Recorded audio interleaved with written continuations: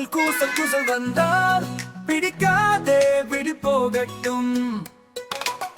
மலர்கள் மனம் வீசும் போது தேவையிலையாடும் போது ஆச்சு வந்தால் வாயை மூடு, பிறகு கைகளை நன்றாக கழுவு. மூக்கை துடை பயப்படாதே ஆச்சு விடு. இரும காற்று பூத்தூவி எதுவாக இருந்தாலும் பரவாயில்லை ஆச்சு வந்தால் சிரித்து விடு.